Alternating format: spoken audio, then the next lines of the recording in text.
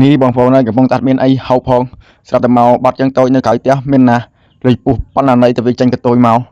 ពីដំបូងនឹងខ្ញុំនឹងភ្ញាក់មកខ្ញុំស្មានតែពុះអីមានពឹសមានណាតមើលច្បាស់ទៅសងសឿបានខ្ញុំហ៊ានចាប់ហ្នឹងបងប្អូនមានណាខ្លាចភ័យខ្ញុំបោក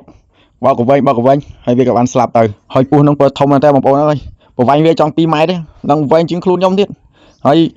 បើពីទម្ងន់វិញប្រហែលចង់2គីឡូនេះសងសឿបងប្អូនមើលហើយក្នុងពោះវាដឹងវាលេបអីចូលនៅក្នុងនឹងហើយវាដាក់វាទៅមាត់រួចហើយតែប៉ុណ្ណេះដឹងថារួចមួយថ្ងៃទៀតហើយបងប្អូនអើយដាក់ជាក់ពេលល្ងាចហ្នឹងប៉ុណ្ណឹងយើងដឹងថាជាតិហ្មង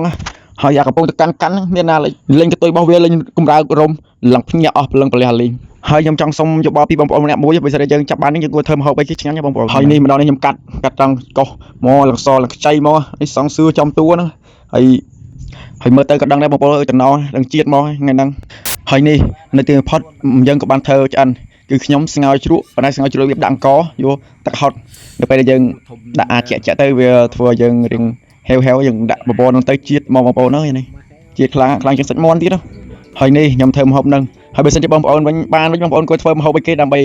ហូបឲ្យឆ្ងាញ់មកណាបងប្អូនព្រោះនេះគឺវារសជាតិវាឆ្ងាញ់មែនតើហ្មងហើយនេះមើលទៅគាត់ហូបទៅក៏ដឹងថាឆ្ងាញ់ប៉ុណ្ណាដែរបងប្អូនអើយជាតិមកខ្ញុំក៏ឃើញហូបនឹងក៏ឃ្លានដែររវល់ទៅថតតិចសិនដើម្បីឲ្យបងប្អូនមើលទស្សនាអញ្ចឹងបងប្អូន